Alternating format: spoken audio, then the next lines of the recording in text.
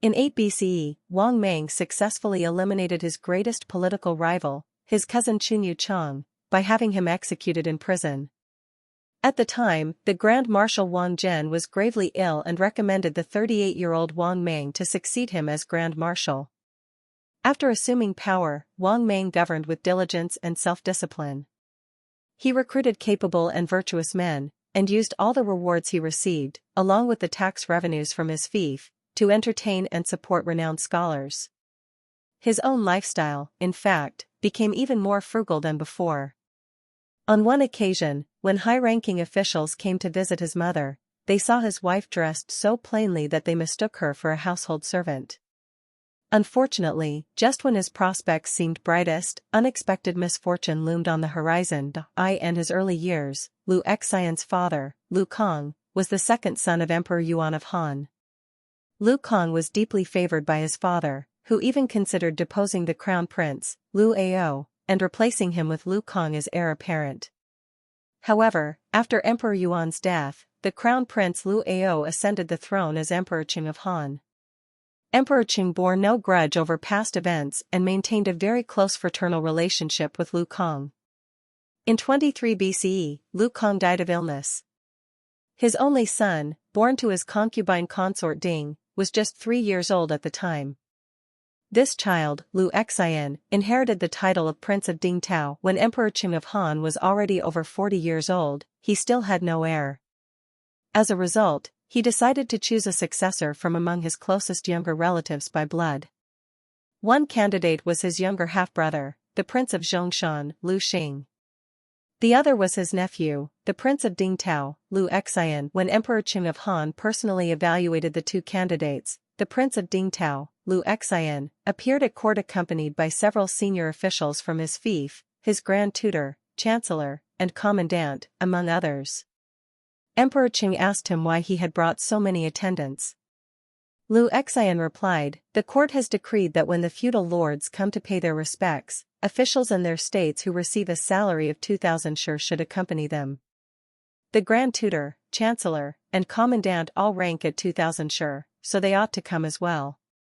The emperor then ordered Lu Xian to recite the Book of Songs. Lu Xian smoothly recited it in full and was even able to explain the meanings of the verses. Overall, Lu Xian conducted himself with intelligence and composure, greatly pleasing Emperor Qing of Han.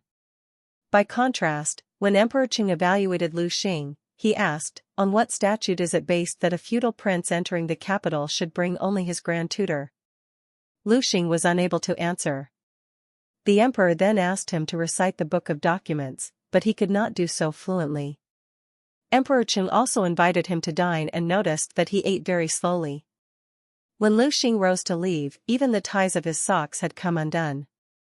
Compared with Lu Xian, the difference between the two was immediately obvious.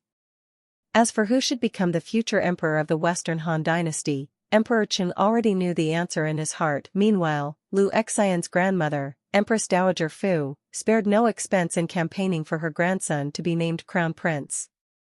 She lavishly bribed Zhao Fian, consort Zhao Heda, and members of the family of Wang Zhengjun, hoping they would speak favorably for the Prince of Ding Tao before the emperor. In truth, however, the factor that weighed most heavily on Emperor Qing of Han was this: if he chose his younger brother, that brother could hardly begin calling him father.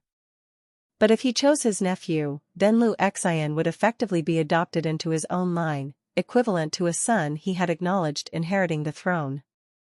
In that way, he would still be regarded as the father of the next emperor. Thus, in the following year, Lu Xian was summoned to the capital and was to be installed as crown prince. However, the Prince of Ding Tao, Lu Xian, acted with great humility. He repeatedly declined the offer and said, "I request to remain in the capital for the time being, so that I may attend upon your majesty morning and evening and respectfully inquire after your well-being. When in the future your majesty is blessed with an heir to succeed to the throne, I will then return to my own fief and faithfully fulfill my proper duties there." In February of 7 BCE, one morning as Emperor Qing of Han rose and began to dress, his body suddenly stiffened and he lost the ability to speak. Stricken by a stroke, he collapsed onto the bed, unable to move. Fortunately, under the care of the imperial physicians, his condition gradually improved. About a month later, just as his health had begun to recover slightly, he impatiently went to visit his favored consort, Zhao Heda. This time, however, tragedy struck. That very night, Emperor Qing suddenly died in Zhao Heda's arms. He had reigned for 25 years and was 45 years old at the time of his death. The incident shocked the palace. Almost unanimously, people blamed his beloved consort Zhao Heda.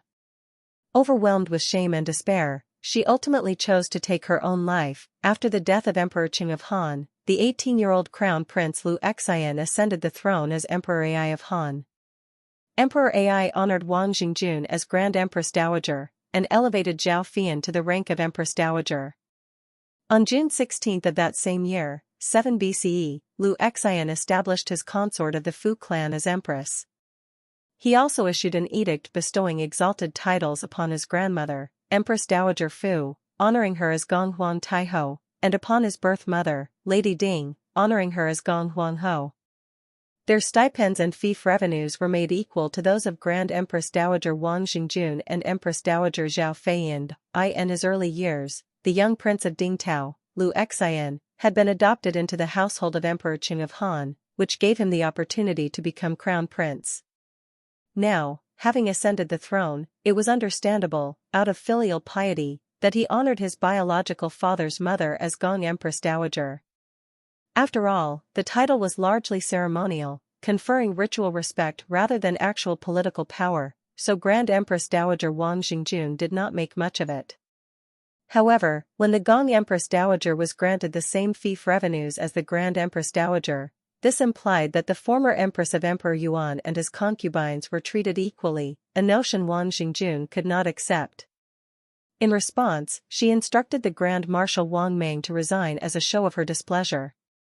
The newly enthroned Emperor Ai, still inexperienced and without firm control, was immediately thrown into panic. He hastily sent emissaries to plead humbly with Grand Empress Dowager Wang Zhengjun and Wang Mang, until Wang Zhengjun finally allowed Wang Mang to continue managing state affairs. The Chinese idiom, "two tigers cannot share one mountain," is used to describe a situation in which two powerful forces cannot coexist in the same environment.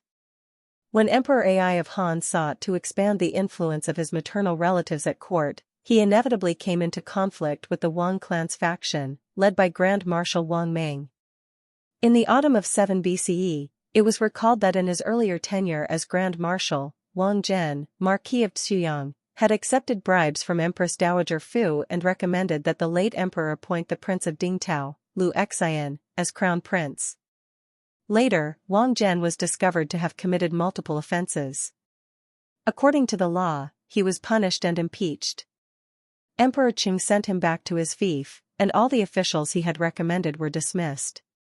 Wang Mang's cousin, Wang Quang, was found guilty of marrying palace concubines and disrespectful and improper behavior, and his noble title was revoked. He was reduced to commoner status.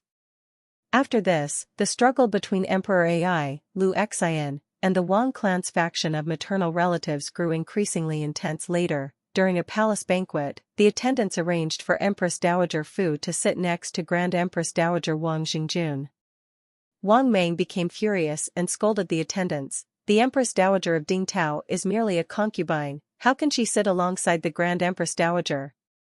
As a result, Empress Dowager Fu's seat was removed, and the attendants had no choice but to find her another place.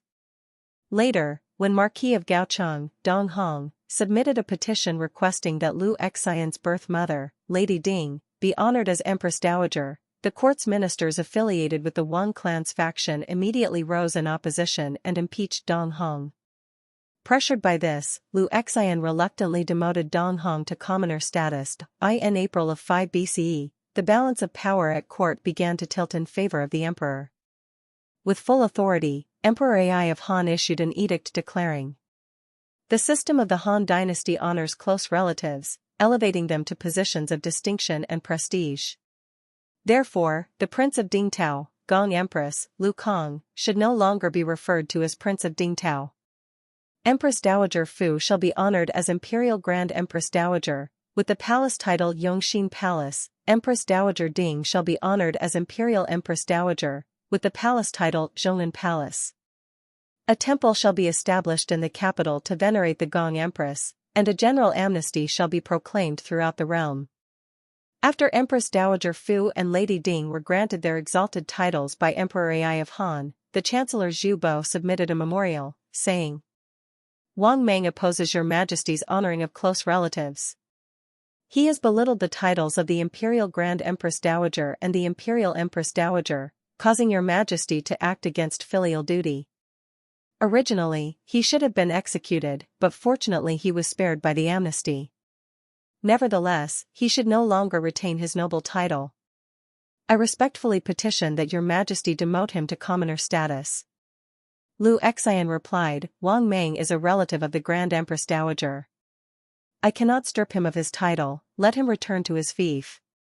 Wang Mang thereafter kept to his gates in seclusion, remaining at his fief for 3 years. Hundreds of officials submitted memorials pleading on his behalf, claiming injustice.